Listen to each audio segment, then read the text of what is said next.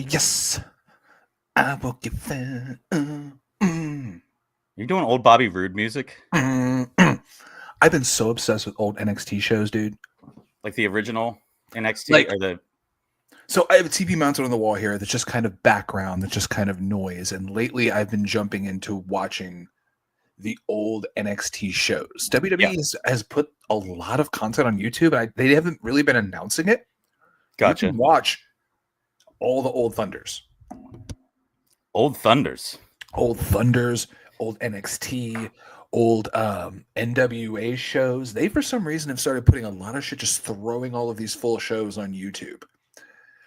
Old like WWE pay-per-views, like Are you just gonna skip over the fact that you're wearing glasses? not. I always wear glasses. New glasses. Those are different. Do they look? Do they look good? Do they look You all right? have little shiny things where my cameras usually are on my glasses. Yes. That is just decoration.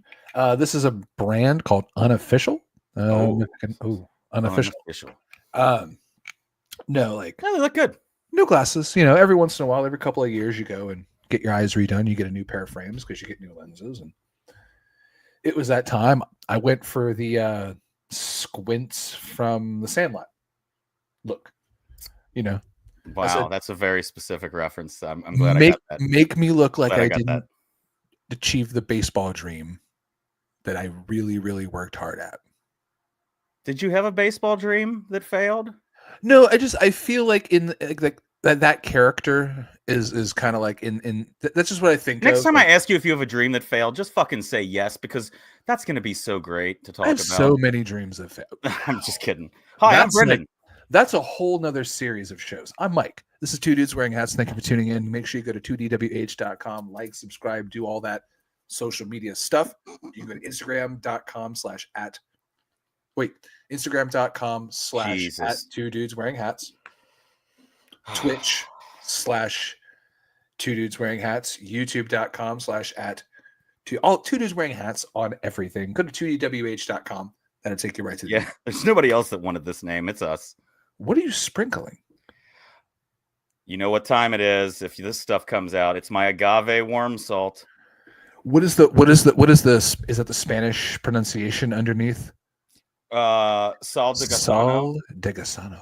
De Gasano. Sal de Gasano. Sounds fun. Sal de Gasano. So that means that we're starting the show tonight with I'm actually breaking back out the celebratory Pechuga Mezcal that is for special occasions because it's WrestleMania week. Dude, I got to feel so smart the other day. I got to feel That's new. So it never happens. It never, ask my wife, it never happens. So I got really buzzed at a liquor store. Really buzzed at a liquor store last week. Is it a certain very large liquor store in this area? It's a huge liquor store that you're allowed to get buzzed there. Employee owned. Well, they had and Party Source, if you know what we're talking about. Yeah. So my wife and I went there after work one day. They had this event that was like their spring soiree. They had brands and tables set up all over the place that were tastings. So we're in Kentucky and liquor laws are a little bit tight, right? You can't just give away free booze. You have to charge somebody something. There has to be some kind of money involved for an event where you're letting people just come in and drink stuff. For example, when we used to do the local bar competition for the hurricane contest, the bar would provide quarters. Yep. You would give somebody a quarter so they could pay you a quarter to have a free taste. You would provide the, And then, well, for this, you would walk in, you'd walk up to the table. They had a plate of pennies and a second plate of pennies. They said, "Are you here for the event, for the tasting?" Like, great. Okay. Well, there has to be a money exchange. Pick up a penny off of this plate and put it on this plate. Genius. That was the exchange. Genius. Brilliant. And it's Kentucky. It's what happens. But it's great to see that they figured out that way, because once you go in, dude, it was an amusement park. It was an abusement park. So how did you feel smart? So I'm going around to all these little booths, right? Tasting. You put the tickets in. Most people weren't taking the tickets. You try the liquor. The only people that really were taking the tickets were the dudes that had like the super high proof booze, the high proof bourbon. So I'm walking around, and all of a sudden I see a mezcal booth. And this lady has all of these Pechuga mezcals. And Pechuga means what, Mike? What did we learn on the show? Titty. It means breast. It means titty. Okay, we're 6 minutes in. We can say that. I already said fucking, and I felt bad about it. So we're in there, and I'm walking up, and I'm actually asking her, like, what kind of chicken did you hang? She goes, oh, we hung a chicken, and she like kind of like lit up a little bit when I immediately walked up and knew and asked about the chicken, because I saw the word and I saw the chickens on things, and I just decided. Yeah, this one was fermented. It was cut with machete, cooked with a concave stone oven, crushed with a stone mill, which is a tahona. It was fermented in pine wood. Distillation. Mm-hmm. Here we go. Double distilled with fruits and a roasted turkey breast. This was turkey breast. Theirs was chicken. But yeah, so for those of you that don't know, the mezcal is actually distilled with a chicken breast or a piece of meat hanging inside of the still, so you get smokiness and all this different. So anyway, it's delicious with worm salt on an orange, and that's what I'm drinking. What are you drinking? I walked around and tried so much booze from so many booths, and it was fantastic. And then I went home. So still a little bit of water in here. The hardest part of the show is trying to keep our ice right, because eventually I'm just sipping water by the time the show gets going, because I've got it ready to go in a little cooler. I am still drinking this bottle of Trade Water, Kentucky Straight Bourbon Whiskey, small batch from Barton 1792 Distillery. This is delicious. This is out of Louisville. Nice. Oh, that was a good sound. Nice little cork. You got a good sound out of that one. Okay, so you got to tell me. I sent you a message the other day. Yeah. And apparently you were at your daughter's birthday party. Congratulations on your anniversary of being a father. The 16th year. 16th birthday party. She's 16. Did you have where was this at? God, it's fantastic. So what happened is we ended up having a big party, getting together at a bowling alley. She likes to bowl. Her friends were there. The place we went to was like a family fun zone style. Downstairs, it was all bowling. But you go upstairs, there's a little bit of bowling, but then there's also an entire bumper car arena, and then an entire skating rink, and then laser tag, and then like these other games that you can go in and play, and then like a traditional arcade. Oh, good Lord. I want to go there. So it was like a big family fun zone. It used to be the old Super Bowl in Erlanger. Gotcha. Do you know what I'm talking about? Yeah, I know exactly where that's at. I don't remember there being a second floor. No, they redid it. It's called Strike and Spare now. Downstairs is your traditional bowling alley. That's where we bowled. But then you go upstairs and there's all this stuff. That's cool. And it was incredible. I'll have to check that out. We get the party started where everybody's there having a good time.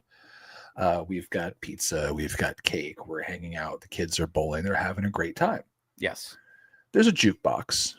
And I start noticing a few things. I start noticing at one point a Korn song is playing. I'm like, okay, like this is a bowling alley in Northern Kentucky. That's kind of a kids' fun center. There might be somebody here who put Korn on this. Okay, whatever. It's a touch tunes, so people can do it from their phone. People can. I would have had a blast with that. So we're there. Korn plays. A couple other songs play. All of a sudden, I notice Cannibal Corpse. I'm looking at some other adults at the party. I'm like, who is doing this? Who is playing Cannibal Corpse? And it's Hammer Smash Face. And if you know Cannibal Corpse, it's one of their more popular songs. I don't know. It's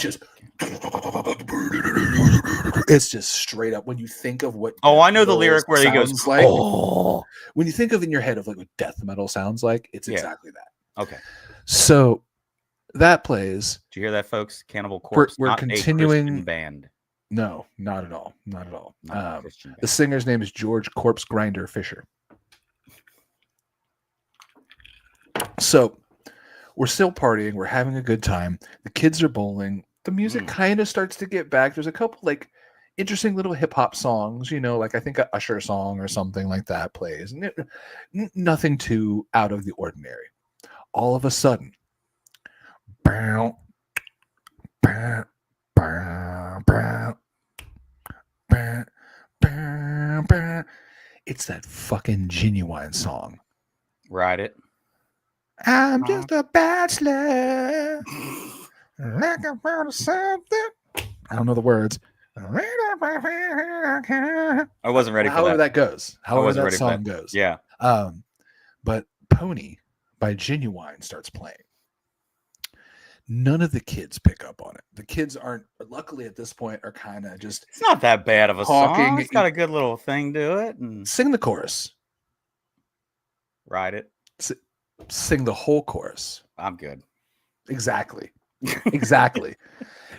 You can't look another adult in the eyes when it's playing. I can't look at another adult and just have that chorus going.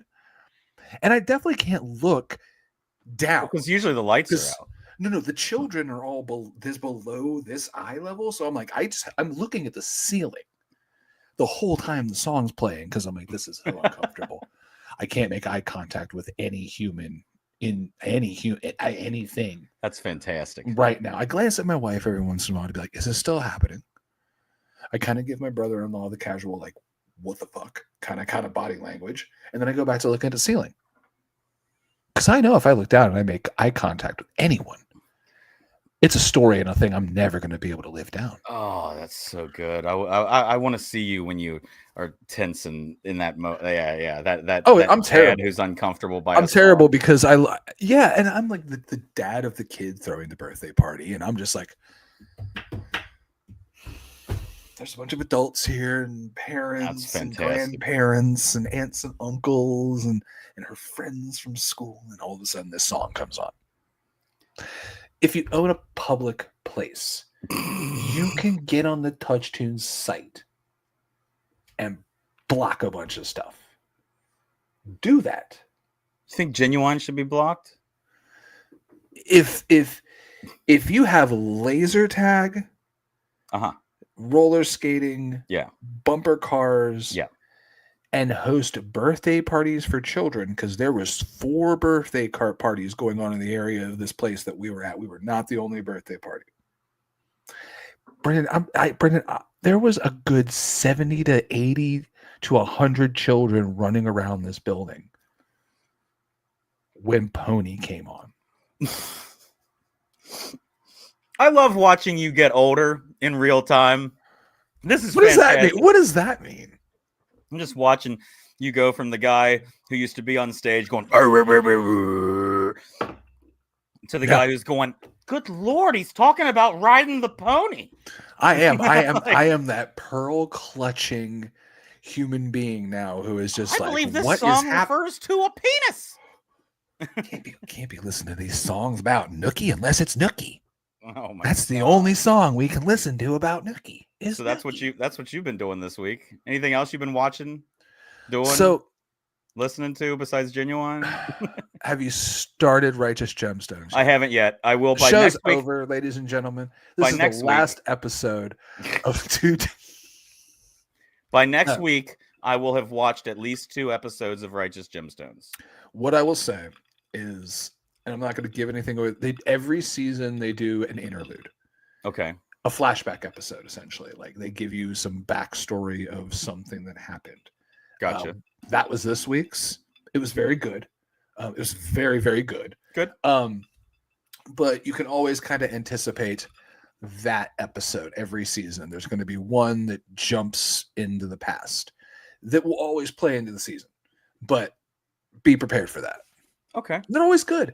They have the people I can't wait to see it. The people they get to play the young versions of the Gemstones are great because they have little kids playing them in the flashback episodes at some points, and it's wonderful. I'm not bullshitting you. I legitimately was just in a wrestling channel with some friends talking about things that I'm supposed to watch, and there were 3 things on that list. It's Righteous Gemstones, Vice Principals, and I can't pronounce it. Is it Ricky Stenicki or Ricky Stenicki? Ricky Stenicki. That movie is incredible. Once again, made by the guy that made Dumb and Dumber. And again, everybody I mentioned it to agreed with your reviews of all of those things that they are fantastic. Yeah. What's going to also blow you away is modern John Goodman having fun. In Righteous Gemstones, he just has a blast. Yeah. As his character. I watch him on the Connors here and there.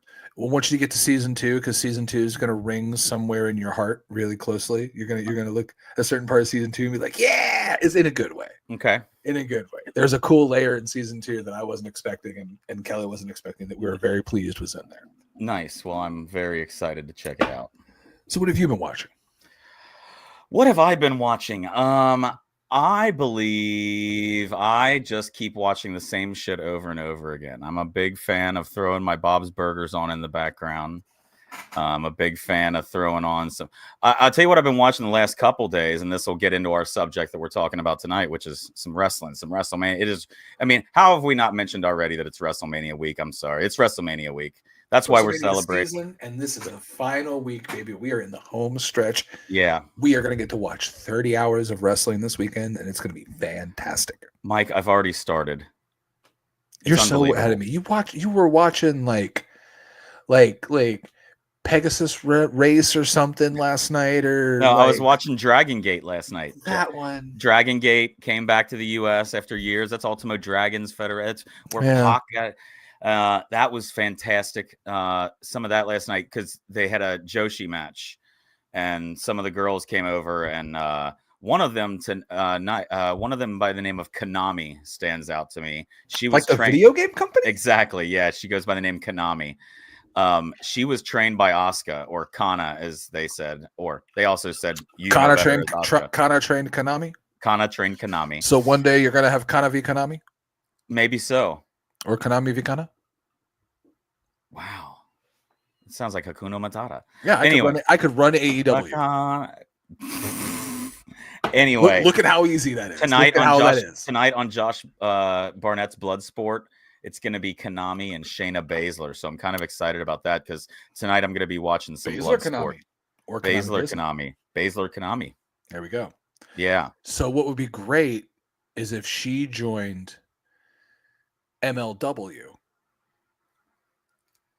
and joined the biggest heel faction in MLW, which is Contra. You want Konami on Contra? I want Konami fights. I want Konami and Contra. Who learned from Kana? Yes, Kana, Konami, Contra. Okay, Jesus. From Kana to Konami in Contra. There you go. So yeah, I watched that today. I watched a little bit of Defy. Some of another show. Tonight's Bloodsport. I won't start till Saturday, honestly, Bob. Well, no. I'll watch SmackDown tomorrow. Hall of Fame's tomorrow, right? Yeah. I actually have a little note about that here. Is that on Peacock or is that on? What is that on? This year's this is kind of interesting. This year's 2025 Hall of Fame in Las Vegas will officially start airing at 1 a.m. Eastern time. It's going to air at 1. Wait. So this is due to the time zone difference, which means it'll still be April 18th and 10 p.m. in Vegas, with the show airing 2 hours after SmackDown on Peacock. That's fair. So. Okay. Yeah. And from what I remember, the lineup is all right. I'm excited they're inducting the Brett Stone Cold match. I don't know. I don't know if I'm sold on the inducting moments yet. I don't. Who's the headliner of the Hall of Fame? Who's the big name this year? Don't you? Are we going to start fighting already? Before I can't remember. Who do you think it is? It's Triple H. Oh, duh. Oh. Don't because you goddamn well know if he hadn't married Stephanie, the man deserves a Triple H no matter the he does. No matter what. He 100% does. But here's the thing: is it's going to be a lot of just people kissing his ass over NXT, which is fine. You know what I mean? Like Sean's inducting him. That'll be interesting. That'll be an interesting speech. Yeah, like old man Shawn Michaels is wild. First off, like old man Shawn Michaels with apparently internet Instagram prowess unlike anything we've ever seen. in our lives. Shawn Michaels is hip to the TikToks and the reels He's hip with to the TikTok. ladies. He like gets in all of these like videos with the girls at NXT where they'll be like filming a TikTok and he'll poke his head and be like, "It's Slay," or "Hold on, I gotta get my Shawn Michaels. It slays, girls." Like, you know what I'm saying? Like, that's he'll poke his head in real quick and just be like, "Hey, what's up?" Did you just do something with your eyes? Did you tilt your hat down so you could do something with your eyes? I was like, how is he changing his voice? And never mind. God damn it. Anyway, I'm sorry. That was fantastic. That's good, Mike. So, yeah, there's moments you edit out of the show afterward. I don't think that we can't edit live.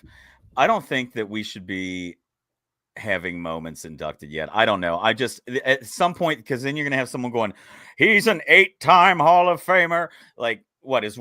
How many fucking Stone Cold moments are we gonna have? How many Rock moments? How many Brett moments? How many Shawn moments? How many Undertaker moments? I mean, I don't know about inducting a moment yet. I'm not. I'm more because then somebody gets an award for having the most moments. Then you start doing that. Like, who has the most moments inducted? Bret Hart or here's my issue. You're inducting a moment, and then you're doing for the legacy. Oh God, who's the third now? Okay. So you're doing a moment, and you're giving it more time than the combination of Kamala, Ivan Koloff, and Dory Funk Sr., who are your legacy inductees. Like, I'm kind of pissed. I don't know. Like, what? Just the idea, I just love the idea of them. They're gonna like do a Dory Funk Sr. like package in 2025. I love it. I love it. But you know that's where like 90% of people are gonna go, "I'm gonna get a drink. I'm gonna get beer. I'm gonna go to the bathroom." Like, how dare you? It's at 1:00 in the morning, so they're already gonna be half asleep. But like, oh man, it's a rough weekend for staying awake. Because then you got Stand and Deliver at 1:00 on Saturday. I'm definitely in for Stand and Deliver. I'm excited about a lot of those matches.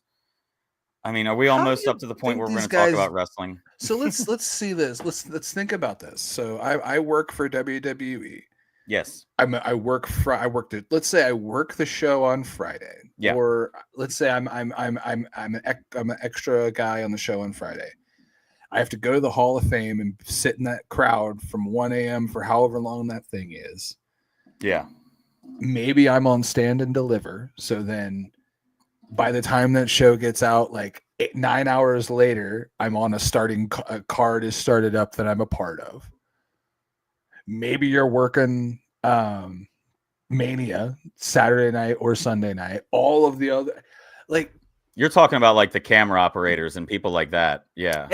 Like all these people who like work for the company that aren't talent, like wrestlers in the ring. Right. Like, there's like a dude who runs audio cable who literally is like gonna pull a like 85-hour shift from like now till like Sunday night.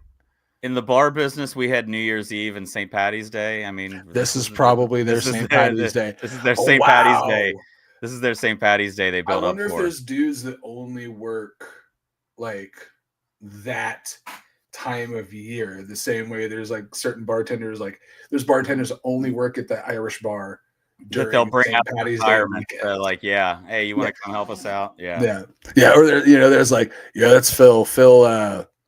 Phil's the best mic runner in the business, but he only comes out for Mania week. I'll tell you something I did watch. I watched the new episode of, the first episode of the new season of Dark Side of the Ring. There are 4 episodes in.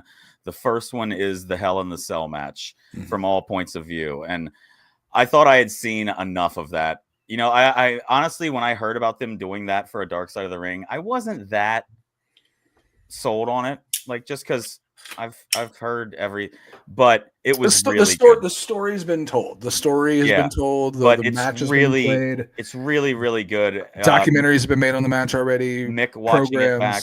They've got the doctor that was there. It's very well done, and it's a great I feel like I got more out of it than I had before. So yeah. The match by itself, where does that match itself rank for you? The match itself, looking back at, wasn't much of a match. No. There wasn't shit that really happened. It was about it was a series of car crashes. Yeah. They couldn't plan for, and get to this spot. It was also the first time Thumbtacks had been involved in WWE.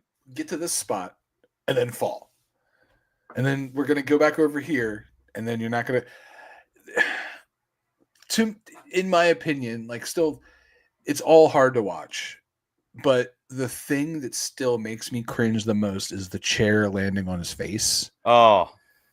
Like, tooth up through his nose and out. A wrestler can figure out how to fall, I'm guessing. I'm guessing that for Mick wasn't as big a deal as, like, you didn't know that thing was going to fall on you right after. Like, you never learn to catch things with your face. You don't plan that part. So that was wild. But yeah, that was something else I watched this week. So yeah, that covers what I've done this week. We've covered what you've done this week. You're at the end of that glass. I'm at the end of this glass. I guess it is time for a beer. And then we'll talk about WrestleMania and this weekend. And what all is going on. Do you have a new beer? Do you have a beer you've had before? I am breaking out my Ethereal Brewing glass from Ethereal Brewing in Lexington, Kentucky. Should I take that glass size as an idea of alcohol content in the beer you're having? Because, in the bar business, we would sell our highest gravity beers or highest alcohol beers in a smaller, what do they call those glasses? Not a chalice, snifter. Yes. So possibly, what are you drinking? I have a new one. Leaning over to the Xbox fridge here. I have something which looks a lot like one that I've had. Because if you'll remember, we've had Braxton's Safari recently, which was the lemongrass lager in collaboration with the Cincinnati Zoo. Oh, wow. Austin Aries. I should never lean away from the microphone as I'm talking. Austin Aries is on what? I'm watching these old NXTs. Oh, gotcha. Austin Aries versus No Way Jose, NXT Chicago. Wow. So I've got something from Braxton here called Hop Ridge American Pale Ale. I like the name. Hop Ridge. You know how much I love to read a can. So, because sometimes people go out of control. So let's see here. Welcome to Hop Ridge, where bold flavor meets untamed adventure. Scale the peaks of taste as you journey through a landscape bursting with vibrant Cascade hops, leaving your taste buds craving more. I'm not done yet. Bask in the golden glow of this brew, crowned with a frothy white summit. A frothy white summit. That sounds Breathe in the invigorating aroma and citrus of florals before diving into the notes of grapefruit, pine, and a hint of spice. Okay, there we go. Now I'm done. There we go. That's how we have to do it every week. No, it's not how we have to do it every week. It's going in a UK Pilsner glass. I am drinking, this is a beer from when I went to the Party Source and had that wonderful night. There was one girl that was really nice to me and my wife, and she kept giving me a ton of beer and kept giving me big pours. And at one point, gave me a koozie and just put a whole beer in my koozie for me to walk around the Party Source with. So this is Bird Dog Wingman. This is a Tropical Storm Imperial IPA at 9.5 ABV. Ooh, 9.5. Birdman. Wingman, fuel right? in the rocket ship. Oh, good. Nice pour. You nailed it. Professional. That's one of those bigger snifters, though. You're using one of those. Yeah, I had a lot of volume. I had the space. Cheers. I don't have the space. I'm still trying to work this last. Super fruity on the nose. Super Mine's very apricot-y. Peach, papaya, passion fruity. Very tropical. Papaya, passion fruity. Peach, papaya, passion fruit. Peach, papaya, passion fruit. Oh, damn, that's good. What I like about this, BrewDog Wingman Tropical Storm IPA. It's 9.5. A song called Wingman. The fruits on the nose, not as much on the flavor on the palate, which I like because it lets more of the beer come through. The fruit flavor really kind of just helps it not be a super high alcoholic smelling beer. Otherwise, it would just be Hop Slam. Yeah. Okay. I got So you. it kind of gives it more character and more kind of. I would drink. It's a 9.5, but I would drink this cutting grass. Yeah. Because like it's nice. It's so summer. That's I was gonna kind of say the same thing about this. This is very light. It's 5.8%, which isn't light, but for an American pale ale, there's not much of a hop to it. I would say the IBUs are pretty low on this. You're not if you don't like bitter beers or hoppy beers, I think you would still like this. Do we have the IBUs? We do not have them on the Not too many put those on the can. I don't see too many people put their IBUs on the can. No. That's something you can check yourself. That's something you can use the old Wikipedia. Use your brain and your cell phone and look that one up there, people. So I guess now we move into wrestling talk, even though we kind of hit it. There's so much wrestling going on. There's so much wrestling to talk. And I'm so excited and I can't wait. And there's like 2 matches I'm really excited for, and the rest is just going to be fun to watch. Like there's 2 things where I'm like, I need to know what happens. Everything else is just going to be cool. Like is it the two? Cool. Is it the 2 main events? Did they sell you that well that it's the 2 main events, the triple threat, and then Cody and Cena? So I want to see Cody Cena because that's going to be what I'm going to call the Gaga match. Like if Stone Cold Steve Austin's going to come out and do something, it's going to be during that match. If like Undertaker shows up, like all the big like. Here's why you watch WrestleMania moments are going to be during that match, I believe. Yeah. But also that being said, I think we kind of all know how that match is going to end. Do we? I'm very convinced of how that match ends. Well, we'll have to talk about that when we run down all the matches here in a second, because I'm very curious to hear. But I would not consider that one of the matches that like I'm going to sit and watch that match because of the moments that I'm talking about that might happen. Yeah. But the 2 matches I have to 100% see and want to experience. First one, of course, CM Punk, Seth Rollins, Roman Reigns. That is going to be insane. That's going to be cinema. That's going to be fun. I was going to say the same thing. That is going to be fun for the cinema. That is going to be fun for the story. That is going to be fun for... I've never cared so much about somebody on the outside of a ring before. Like Paul Heyman during that match. They've told this story so fucking well. And also, it's been so much What fun. Other moments are they going to give us where like is the bloodline going to come out and like influence Paul to do one thing against CM Punk at a certain point? And hear me out. Does Paul go with Seth? There's that, but also at some point, is Paul about to get beat up by somebody? Somebody like maybe the bloodline is of like Jacob and not that bloodline. Well, Roman's bloodline wouldn't attack Paul. I don't think Roman's bloodline would attack Paul. Jimmy and Jay wouldn't like go down on Paul. What if the evil bloodline? I hope Jimmy and Jay wouldn't go down on Paul. God. Well, that'd be fun to watch. But that would you make money, dude. You could sell that tape, dude. Like shut up. Next. Naomi alone is going crazy on the internet. Oh, Naomi's Twitter today. Just look that up. So no, but imagine. Okay, I'm painting you a picture. Paul Heyman does something to help Roman or do something good that the crowd cheers. The other bloodline comes out, the Fatu, Tongas, and Solo, and they start like grabbing him like they're gonna beat him. They don't really have a bloodline anymore. Solo and them. Okay, well, somebody has to beat up Paul. The point is somebody has to. I mean, maybe it's Seth. Maybe Seth is going over like he's gonna beat the shit out of Paul and hit Paul. All of a sudden, Rock. He kind of plays into the story if we're talking about like Paul's friends, Paul's clients, who are Paul Heyman guys. Like if we're telling that story and this match kind of is based around where does Paul Heyman's allegiances lie? What if Lesnar shows up, screws everything up, and then just leaves? Because really, then Lesnar actually has beef with all of those people as well. He has beef with CM Punk from years ago from their match. He's had beef with Roman Reigns. He's had beef with like there were all the reasons for Brock Lesnar to show up and fuck everything up.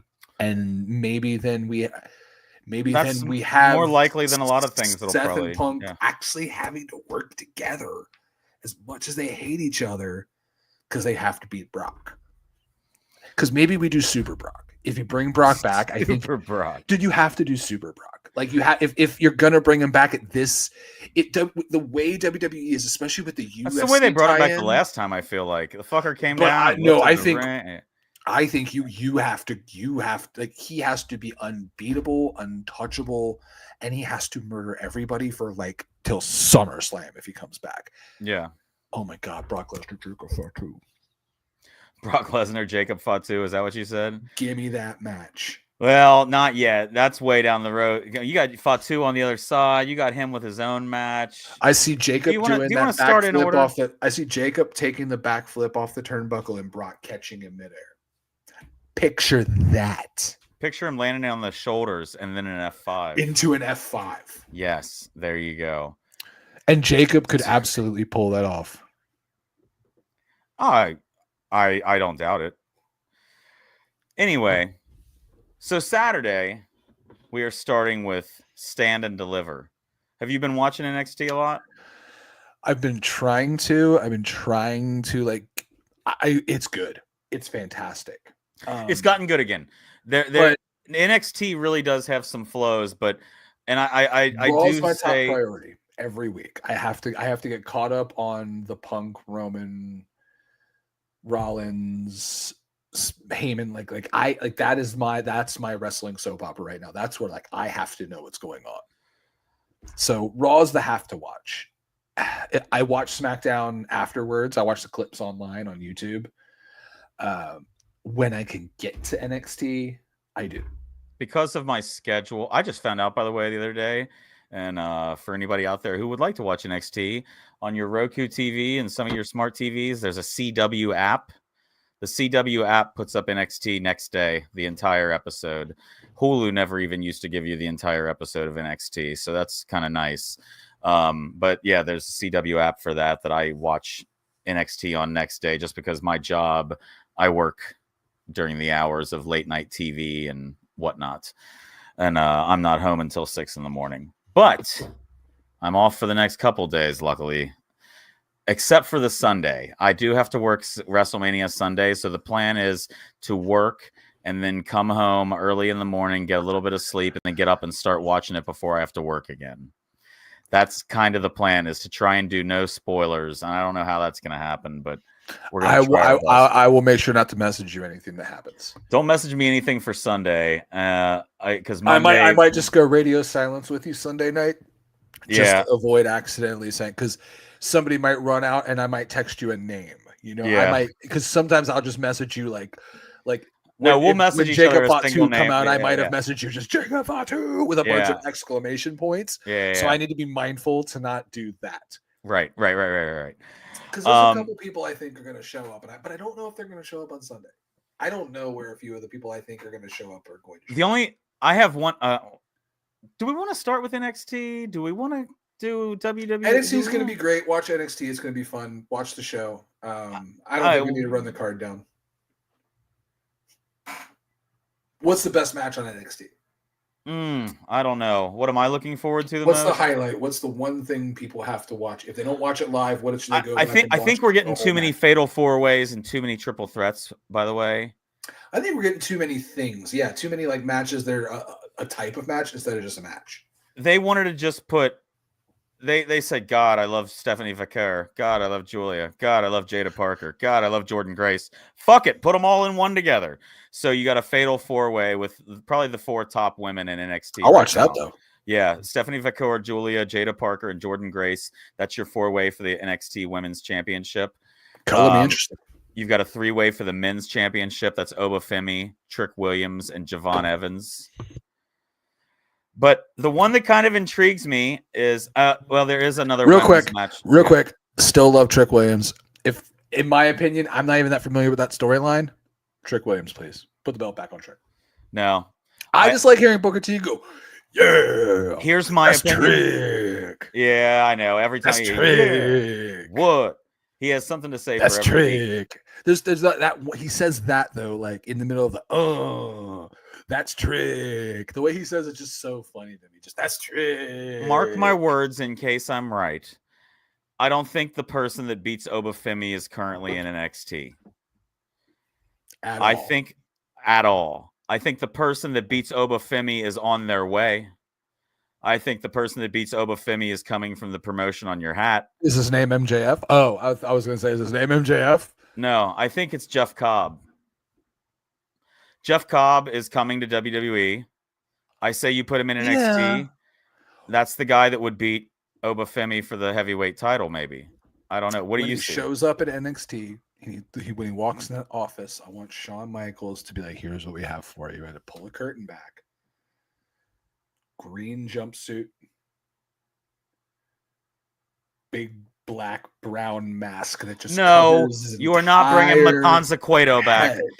That's what I want. I want that weird monster that would like cross body Underground. That would like flying cross body people through walls and shit. If you don't know what we're talking about, watch Lucha Underground, watch Matanza Cueto. Can WWE just buy that and just make that like WWE sub canon? like that happened in like an alternate universe part of the WWE. Like they should buy it all, put it in the vault, and be like, yes, that happened. That's how we eventually got Penta. And then that's where Ezekiel Jackson eventually went and died. And like you could actually make it this like weird little and this Bob WWE, says Miro. I say Miro goes to main roster. There's no way that guy comes back and goes to NXT. I don't think. I don't know about that, dude. Like, you think they send him back? You think they send him to NXT? Think about him and his wife, ex-wife. I mean, it could be fun. No, think about it. They kind of have like some stuff going on. Imagine how like, hey, you get to live in Florida. Yeah, you don't have to travel a lot. They love Nashville. They show up at Nashville Predators hockey games. But you know what I mean? Like, hey, you don't travel a lot. You're in NXT. You kind of just do these shows for a little while until you're ready to go back up to the main roster and go on the full touring schedule. And I'm just thinking like it might not be a bad thing for like them. And honestly, if you go back to Miro being old school Rusev, like if you can get it back to where she just does the talking and he just beats people up, okay, we got something. Before her in those NXTs that you're watching right now is Alexander Rusev, who's wearing just basically a burlap sack and doing like sumo openings and stuff like that, which was really kind of annoying for a bit. Yeah, it was weird. It's barefoot. Anyway, the other match that I'm kind of intrigued by is there's a women's 6-way ladder match for the North American title. I won't go into all those names. I think either Zarya or Sol Ruca should have it on them. That's Sol Ruca's impressive. But the NXT North American Championship, the Fuck You Tony Khan Championship, it's being defended by Ricky Saints against Ethan Page. So glad to see it. It's going to be a good match. So I like both glad those guys. To see it. I like both those guys.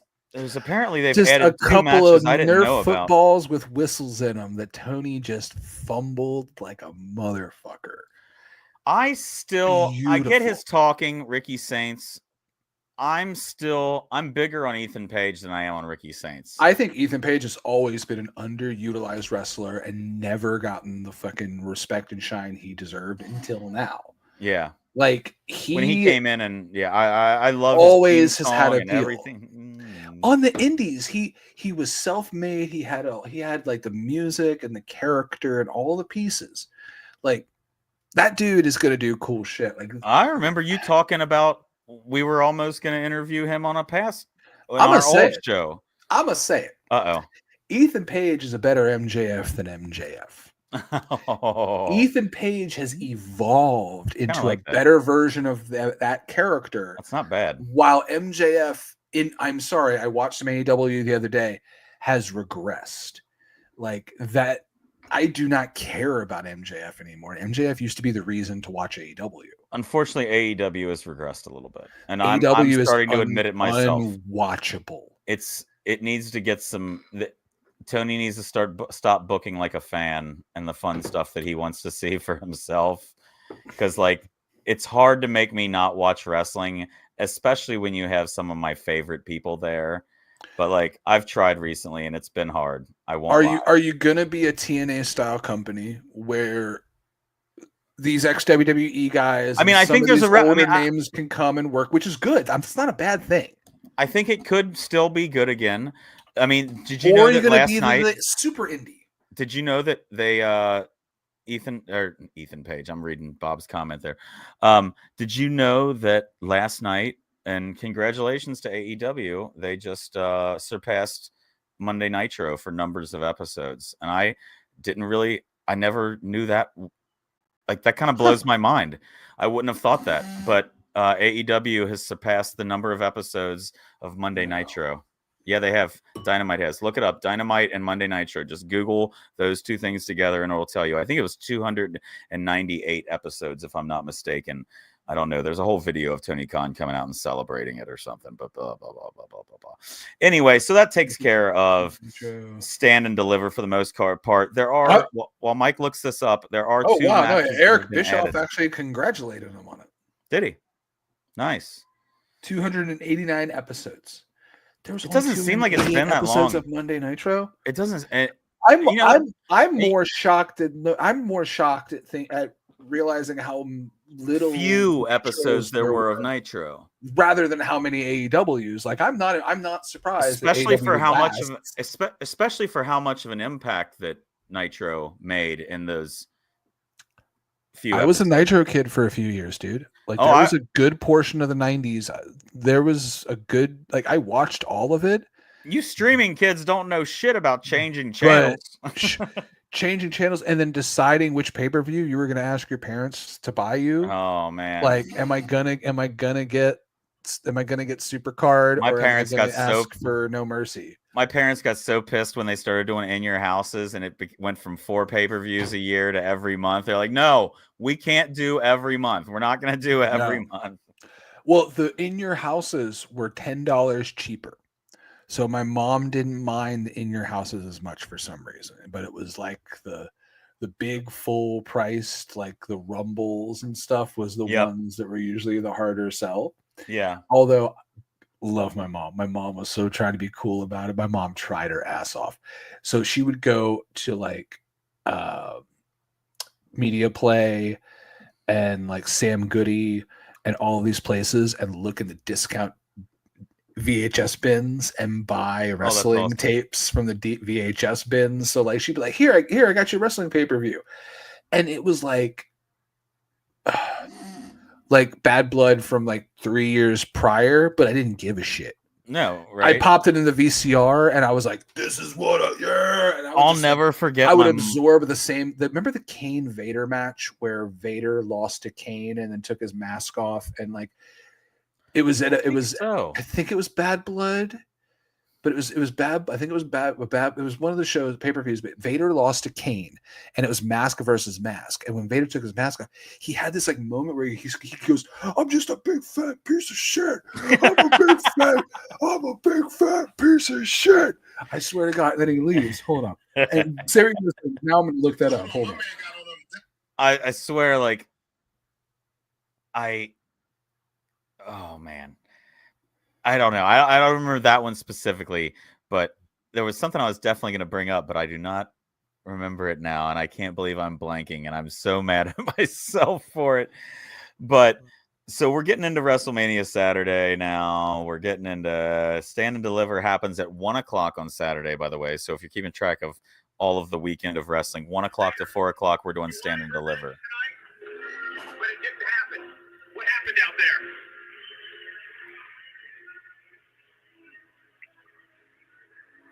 Man, a man usually don't have many excuses. I came in and I compete. I got my butt with. I made the biggest mistake of my life. The train, look at me, I'm so big. Let me get it knocked over. I love how the cameraman went wide on that. I'm nothing but a big piece of shit. Exactly. Well, Was that Sean Mooney? Yeah, or no, I think that was. They just brought Sean Mooney out for an event. No, I think that was. watching. No, that's young Michael Cole. Oh, is it young Michael Cole? That's a Wow. young. That's a young coal miner. A very right there. young Michael Cole. That's very a young nice. coal miner. But yeah, like just those. There was always those cool VHS tapes of those. I will never forget my mom where yelling. They would just try stuff. My mother, I was embarrassed once in a store. My mother yelled at a woman for false advertising. I will never forget. We were on this trip in Florida, and I wanted her to buy me this game. And God love my mom took me so I could get this wrestling game I wanted. It had Doink the Clown on it, and it may have been on Nintendo 64, and it had Crush, and it was one of the old Nintendo games, but it was supposed to come with a poster. And I remember I didn't really care about the poster that much. I wanted the game. We got the game. I remember my mom yelled at the lady, "This is false advertising," that she didn't get the poster I was supposed to get with that game. And I'll never forget my mom defending it was a wrestling game. I can't think of which wrestling game it was, but I mean, we're talking.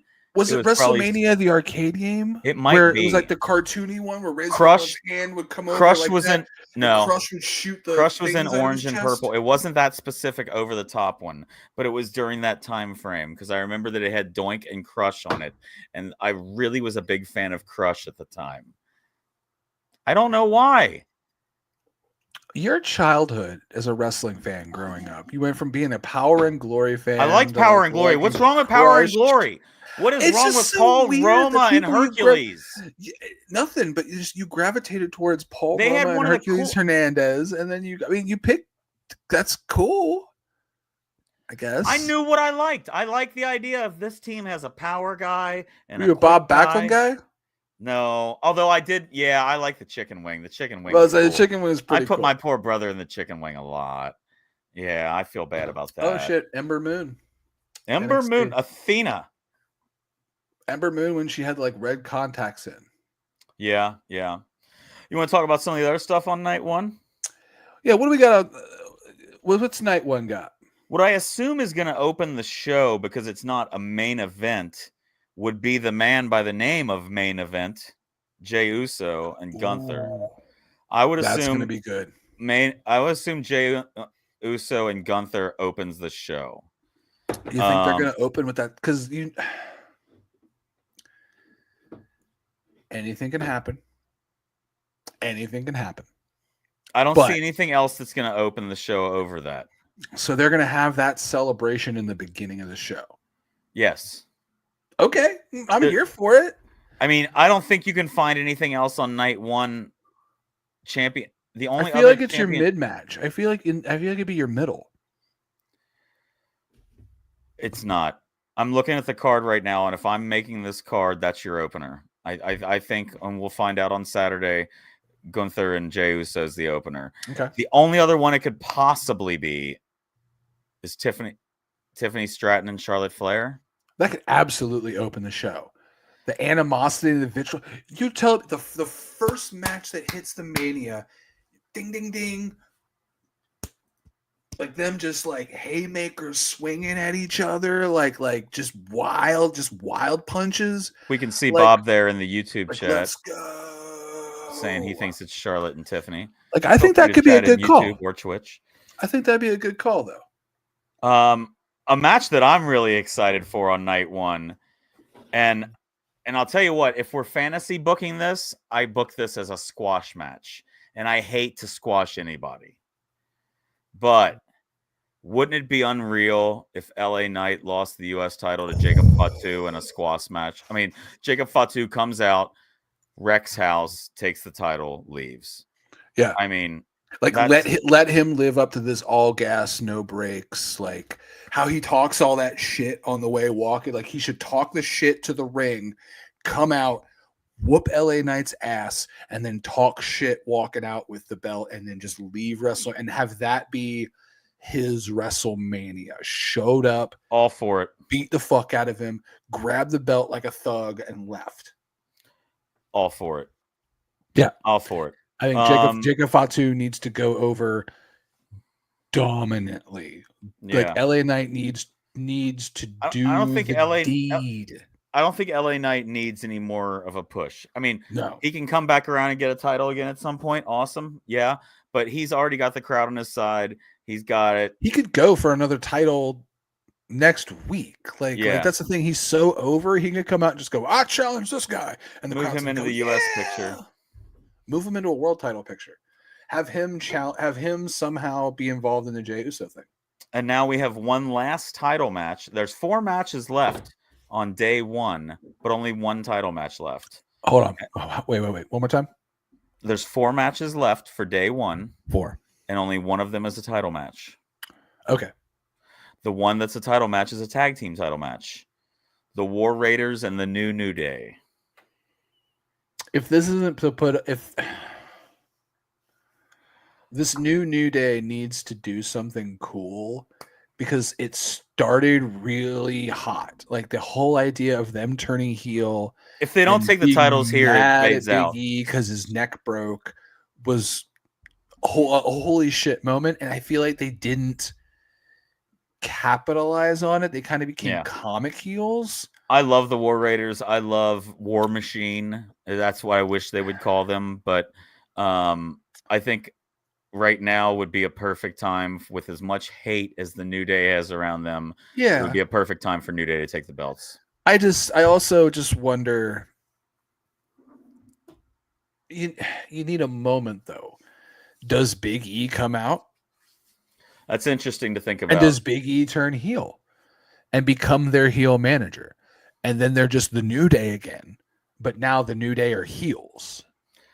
I don't think you could have Big E as a person, and the person that Big E is and has always shown to be, get disrespected by them and then come back to be subservient to them. So unless it's something where he eventually turns again and can wrestle again and he goes full on face. I have a hard time seeing Big E being subservient to those two. I don't think it'd be about maybe it was a plan, or as their manager. A plan all along. You know what wasn't a plan on along? I just dropped an orange on my floor. Did it already have worm salt on it? It did. I wasted worm salt that is now on the floor. So now I have to go to this other orange that is unsalted. I've poured a little bit more mezcal. These are the most first world problems you'll ever hear. World problems. I got my worm salt. Now I'm eating an orange without worm salt. Oh my God, there's people who are terrified of eating bugs, and I'm sitting here pissed that I got bugs on the floor by accident instead of eating it. Naomi Cargill and Jade's going to come after that. Naomi Cargill. Naomi and Jade Cargill is going to come after that, which, I mean, there's no reason it's not Jade Cargill. You can't, the story ends at WrestleMania. After Twitter this week, I would change the entire thing. You think so? Just with Naomi I think her Twitter interaction makes an opportunity to where what if the heel did win? What if the heel did prove their point at WrestleMania and then moved on, and now Jade Cargill has to rebuild? Jade Cargill hasn't had a match since she's been back. You don't think they're gonna exactly? This is Rocky 2? Which the one where he gets hurt. 2. I think that one. I think 2 is. I can't remember the Rocky. Either way, imagine Rocky 2 is where he finally wins. Rocky gets hurt essentially. 3 off Lundgren, right?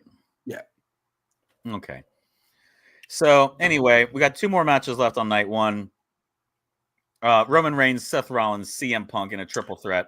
We'll get to that in a second. But right before that, the match of the year, the wrestler of the year, El Grande Americano against Rey Mysterio.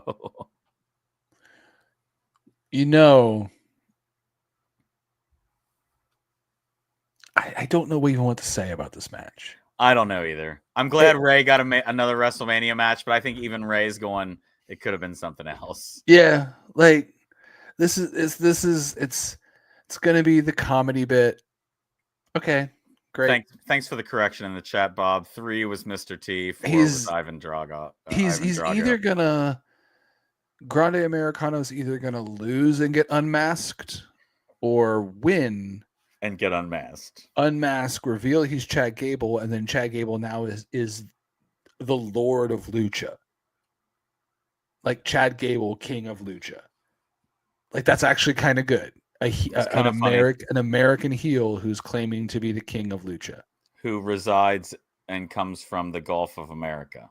Yeah, like that's crazy. That's a character. And then our last match go wild. Our last match on night 1, Roman Reigns, Seth Rollins, and CM Punk. Do you want to fantasy book that for me? Is Brock Lesnar a fantasy booking for you that he shows up during this? It's in the realm of possibilities. I think this match goes one of a few ways. I think it goes full schmoz, like nothing gets accomplished because like either Brock Lesnar comes out and destroys everyone, or there's no DQ. So I don't think that could happen. But like, now got to remember, this is how they're going to end the night. How do you go off air on night 1? I don't know. I think you either go off the air.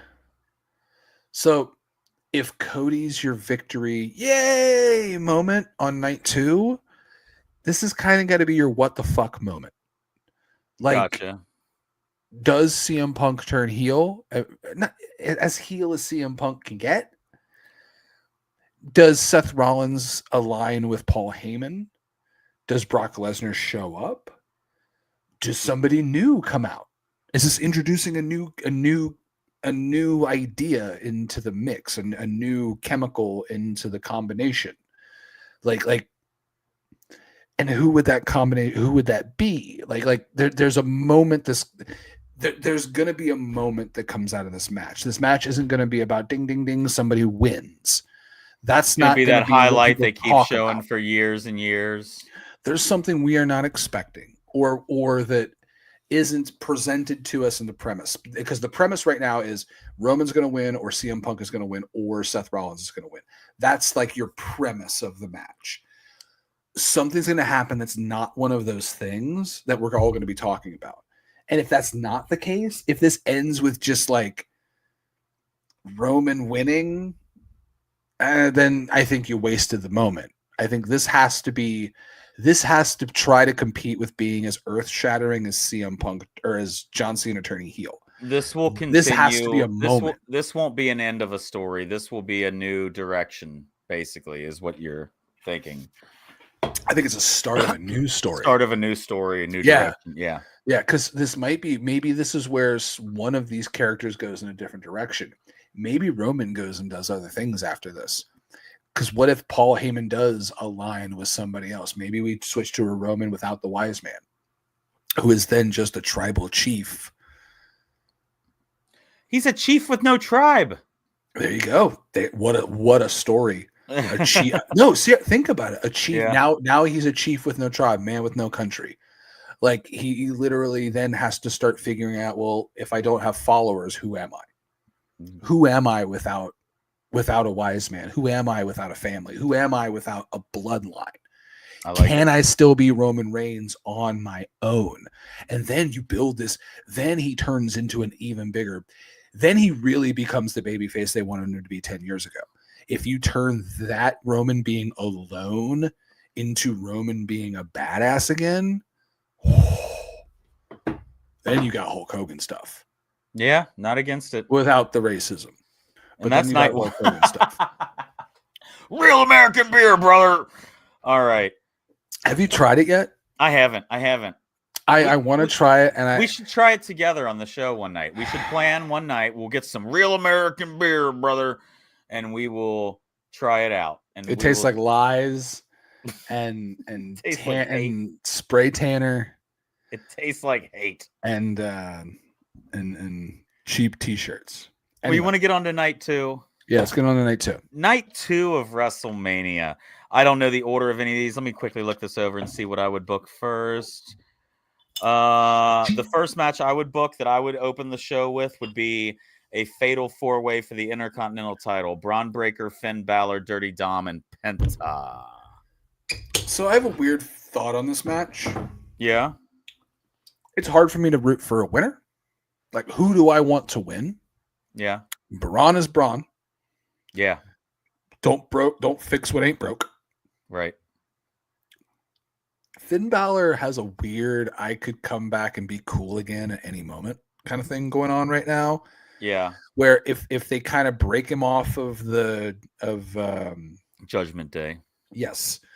And put him solo and eventually put him back in the demon paint, even if it's new demon paint. Maybe his new demon paint kind of resembles this new kind of darker and kind of more hip kind of weird way he dresses. Like maybe it's a new demon paint that kind of looks kind of close to that, but maybe he eventually gets back to being the demon. And who else was in that match? Dirty Dom and Penta. Okay, Dirty Dom is just money. Put him in anything. Yeah. I don't think you have to plan. I don't think Dirty Dom needs a plan. I think Dirty Dom is like Dirty Dom's like $1 Million Man Ted DiBiase. He doesn't have to be going for the belt. He doesn't have to be the main character in the story. He doesn't have to be. You don't have to plan what to do because no matter what, Ted DiBiase is going to show up and be Ted DiBiase and be the rich douchebag and throw money around. Dom's over as a heel enough. Dom's going to show up and be hated and booed and put a mic in his hand. He'll be booed immediately. He's gonna make money. See what you're saying. And he's gonna get emotions. Like you don't have to be like, what are we gonna do with Dominic? Put him in front of people, and that's good because he's great at that. Now, Penta, how I would love to see him have a belt.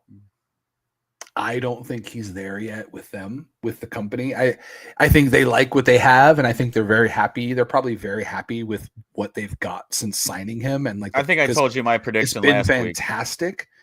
But I don't think that they're at a point where they're going to put a belt on Penta. I just think the other people in that match benefit more from walking out of that match with the belt than Penta. I just think Penta's got other stuff it's going to be better. I think Penta's first belt, whether you want it to or not, comes as a tag team with Phoenix. I think it's a mistake.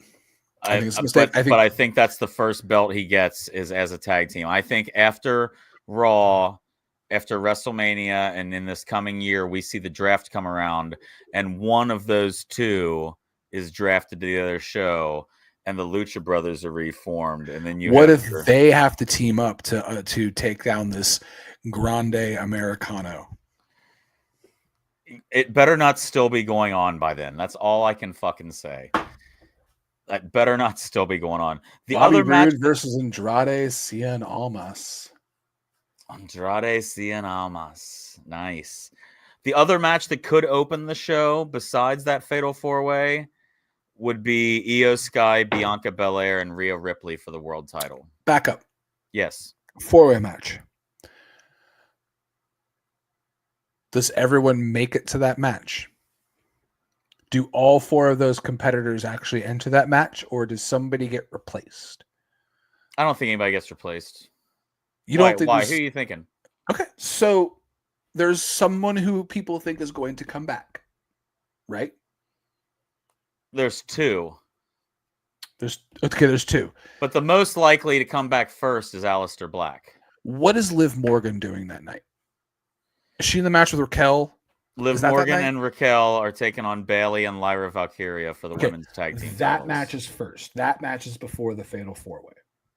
That match goes on before the Fatal 4-way. Because hear me out. You think Liv screws something? No. Dom gets hurt somehow on the outside as like the corner man. He's out there with Liv and Raquel being himself. What if he gets like hurt somehow and gets removed from the Fatal 4-way? Nobody knows who's going to replace him. Somebody has to replace him. The lights go out. The fog and all that stuff. And then he rises out of the fog. Here's my problem with that. No man is ever truly good. No man is ever truly evil. You can tune in the show every week and just listen to me sing. Here's my problem with that. if you put him in the fatal 4-way, one of two things is going to happen. He's going to win or he's going to lose. You're not going to bring him back on his first night to lose, and I don't think Aleister Black needs the Intercontinental title. But in a fatal 4-way, he doesn't have to lose. He doesn't have to be the one to take a loss. He can come back and be in the match. No matter what, after every fatal 4-way, there's 3 losers, and we know that. But what if like he's like involved with Penta fighting and kicking each other while somebody else runs in and grabs the pin? You know what I mean? Like there's ways to get out of that and not have him lose. Sir, you're talking out of your ass. This is an Arby's. So I'm just kidding. I don't know. Does anybody debut at WrestleMania? Yeah. I don't think we get any debuts at WrestleMania. I think we're in for a fun week of Monday Night Raw debuts and SmackDown debuts. There was rumors of Randy Orton maybe having a mystery opponent because Kevin Owens wasn't going to be able to. I mean, that would be a great mystery opponent. Godspeed, Kevin Owens. Hope you heal soon. Like 2 years out. Almost 2 years, they're saying. That sucks really bad. For such a fucking, like, he's one of the few who I believe every word. When he's speaking, he's not a character. He's always believable, and he's always good at what he's doing. I've never said Kevin Owens sucked in that. I've never been down on never Kevin thought Owens that anything. Yeah, I've he's never gotten off screen, and I've been like, No. I always at least laughed or was entertained by what he did on screen because he's so good. He's good. But what else do we have on night number Kevin 1? Owens. Night number 2. We've talked about Io, Bianca, and Rhea for a triple threat women's world title. The match that I'm kind of upset about is the Liv Morgan and Raquel Rodriguez versus Bayley and Lyra.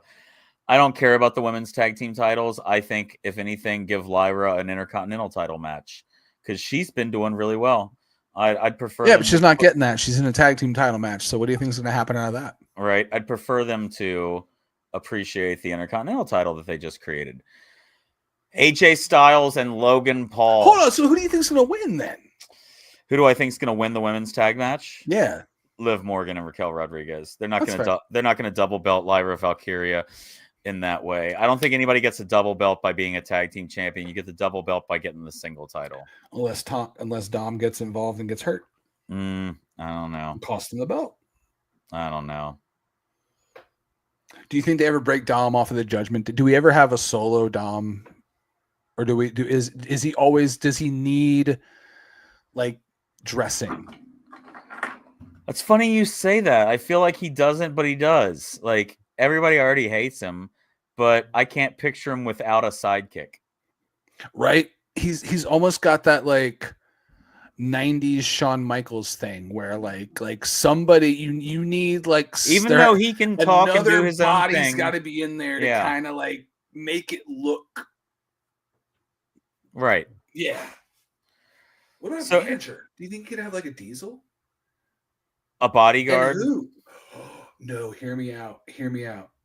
What if his Diesel was Drew McIntyre? I don't know. Dom and Drew. I already want to fantasy book Drew a different way, and that's with his own faction. All right, well, pause then. I want Drew to have Gallus as his faction and his enforcers. New segment. Yep. New segment. Mike's super quick booking school. Okay. Brendan, you're in charge of WWE. Dominic Mysterio is now going to be somebody we push as a singles competitor with a heater bodyguard Diesel style. Who are you slotting in? Has to have one.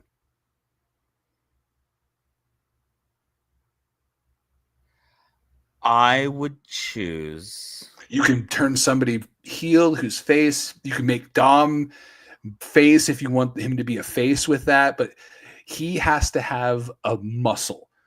You can make him babyface or heel. Who is Dom's Diesel muscle? I don't know if it would be Diesel-like. Dom's muscle would have to be... God, I hate to say it. because they hate each other. But I always I like Damian Priest. Why did I also think that as well? I mean, I know they've already worked together and they hate each other now. But Priest really feels like a good one for that. I would also try to find somebody from the Lucha background. But I was trying to think of large, big, who could be intimidating Lucha. You know, he could bring in. Okay, wait, I got it right now. Who comes in as the guy that is the right hand to Dom? Mike Santana. Get Santana from TNA and let him just be fucking hardcore as shit. That one just came to me for a little bit. I don't know. You could even have it. You could even have him. Okay, I don't mean like I'm. What I'm about to say. I want to preface this. I'm not saying pretend they're cousins. Like pretend like they were related and we never knew. Yeah. But you could have like a build up where eventually Dom's got nobody, and he's like, I'm gonna call my cousin. And it's fucking Santana. Like and it's fucking Santana. Oh my god! And then like you build it up to where maybe it is Damian Priest who's on the other side of him this time, and eventually he's finally pissed Damian Priest off to the point where Damian's like, okay, you don't have anybody, you don't have any Judgment Day, you and me in the ring tonight. I'm finally gonna beat the shit out of you without anybody there to save you because you're finally alone. And he calls his cuz right before the match, and then during the match, he slides in the ring. Hits him with what was the thing? Ortiz had it, but what was the slapjack? Have him use either have him use a slapjack, have him use something so New York, like a slapjack or a roll of quarters or something. Fuck it. Run out there with a brick. Just a fucking brick. Santana pushed Damian Priest in front of a Subway. Oh shit! No, that's great. Oh, Jeff Cobb in the chat. That's another good call. That could be another. If Dom had to have muscle and you're bringing somebody in, Jeff Cobb. But hear me out. No, Jeff Cobb is still my pick. That I think Jeff Cobb is the man to come into NXT and take the title off Obafemi.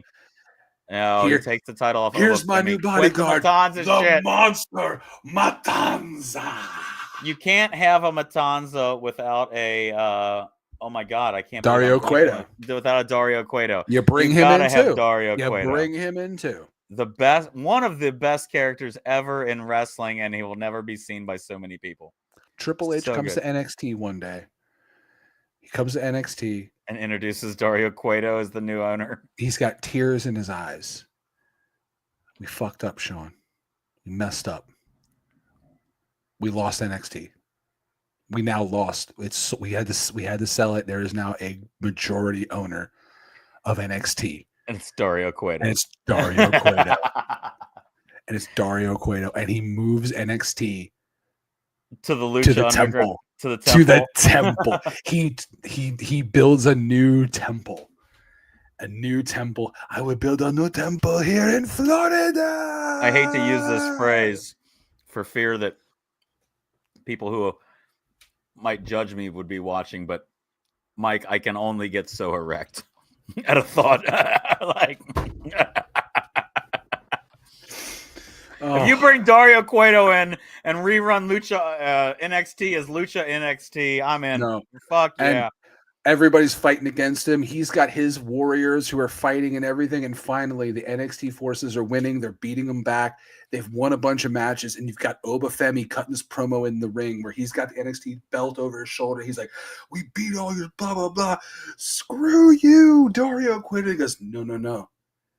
Let me introduce to you Matanza Cueto, my champion. No. Mil Muertes. Mil Muertes. No. Oh, yeah. He brings his champion, Mil Muertes, and you finally put Mil Muertes in like front of a bunch of people to see like how cool that shit is. I'm not against it. Call me Sean. Okay, so we got one match left, and it's the big question. What do you think's going to happen, Burrow? Does Cena break the record? Does Cody keep the title? What do you think's going to happen? Oh man, I don't. I feel like if Cena wins the belt, I feel like you don't get as much heel Cena anymore. I feel like it kind of starts tapering off if he wins. You think? Yeah, I think he becomes more of a I'm controlling this. I'm going to leave with this whenever I damn well please. I think he needs to keep. I think he still needs a bitch. He needs a bitch. He needs something to bitch about.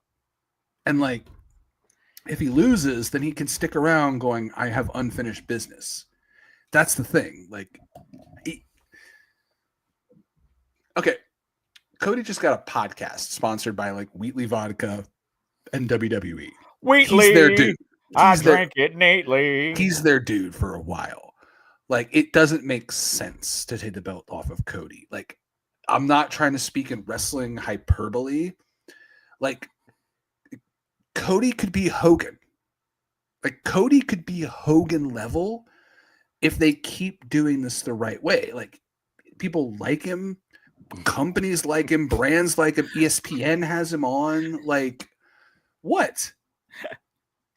You said he could be Hogan level? Without the racism. He could be a racist with a shitty beer. No, I'm just kidding. Without the racism, without shitty beer. We're gonna try the beer on the show, but so like, can't think about it yet. Cody, Hody. I almost called him Hody. Hody. Hogan. The show's about ready for final shot. So Cody could be Hogan. Seriously. Yeah. Like, I really truly believe that. Like, he could be the dude of pro wrestling, and if Cody couldn't crosses over. If Cody couldn't, there's no reason that Cena's a heel right now. The only reason Cena is a heel right now is because they know that Cody can carry the company as a face and that they could lose the #1 Make-A-Wish giver in the world because of how well Cody is over. And they know that it's time. They need to find someone sooner rather than later. Yeah. And they have the guy. He's there. It's Cody. Like, it's Cody. And it's so crazy because ultimately, at the end of the day, Cody did what he wanted to do. He left, made himself a star, and came back, and is now he is what he wanted to be. He said, "I want to be Ric Flair, Dusty Rhodes, John Cena." Like, he's that. Yeah. And honestly, he's probably gonna go. Like, do I see him becoming the movie star John Cena is? Probably not, because John Cena is fantastic. He in every movie he's in, he's incredible. But Cody's a wrestler first. Cody could be like, he could appear in things, but he's a wrestler. He could be the first. dude for a while. He could like be Austin, where Austin was the biggest guy in wrestling and kind of really didn't do movies because like he didn't really like doing movies. Maybe he did a spot here or there, like you're talking about. He was in The Longest Yard and shit. Yeah, but not like Cena or Rock. Let's do a shot. I like it. Let's do a shot. This has been a fun talk. Thank you guys for tuning in with us this week. We're going to do the fun shot. Brendan got a Lucha Underground boner. I got a Lucha Underground boner. Thank you. I've also got my bag of glass and thumbtacks. Pronounced El Bonaire. El Bonaire. El Bonaire. That's a t-shirt. If we ever make t-shirts, El Bonaire. El Bonaire is my new favorite on the independent lucha scene. I swear to God, he's really good. El Grande Americano versus El Bonaire. His move, the Grande Bonaire. Oh, man. Okay, we're going to reach into the bag of mystery. The costume is just a La Parka costume, but he wears it upside down. Where the crotch is here and the face is down here. El Bonaire. El Bonaire. El Bonaire. All right, we're going to grab out of here. Wrestling against Prince Puma. El Bonaire. All right, pick a cap. Bird Dog Apple is what you getting tonight. Shiny or matte finish? Let me go with the matte finish. I like a good matte finish every now and then. I like a little. Sometimes shiny is too digital. It's too modern day. Talking from the photography side of me, I like a good matte finish. We both got Bird Dog. Bird Dog Praline. Bird Dog Apple. Also, can we talk about how like blurry the printing is on my 80 proof? Like it actually, like even off camera. Mine's not blurry. Look at that. Crisp. No, mine looks. Check that out. Is this crisp? Bootleg?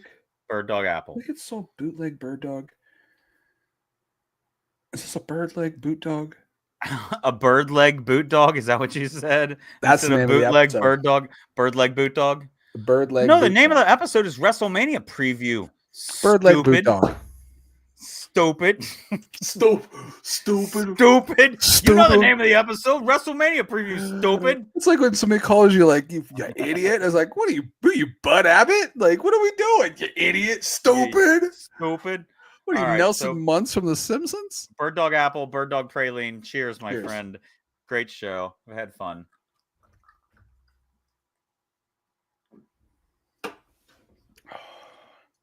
Oh, that's a very fake apple. Oh, no.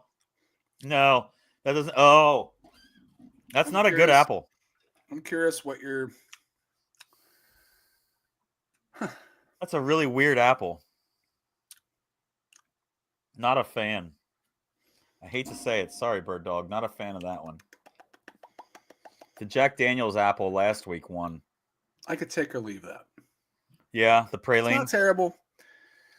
I almost feel like it's part of a shot.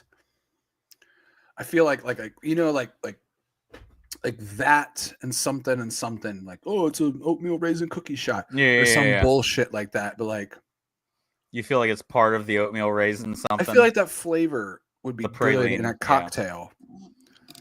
But by itself, I couldn't imagine drinking a praline whiskey and like Coke. No, you'd want to add the praline to something else, a little bit of honey or agave nectar.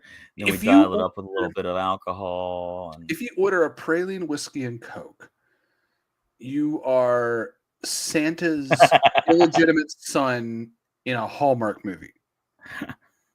Next time we go out somewhere, I'm gonna see if I can get you to order a praline whiskey and Coke. They'll probably be so. Can I get a gingerbread vodka and Sprite?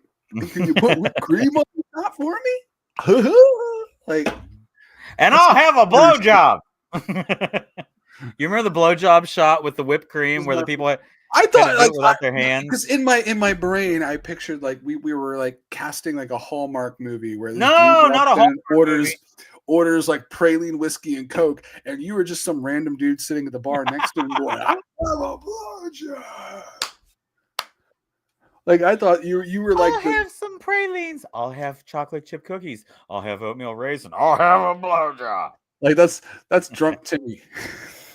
that's the mayor of the town. This is the guy who yells about blowjobs. This is our Hallmark movie. There's a shot called a blowjob, people. That's what I was talking about with the whipped cream on top. You put your hands behind your back. You got to go down and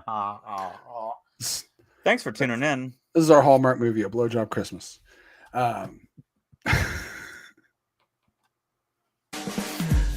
Sometimes you just hit the music and the episode ends. Played off. Is that how it works? Yes, I'm playing you off. This is the Oscars. This is the Oscars, and you've gone too long. I want to thank God, my mom and dad, everybody, and Mike. I have nothing to say.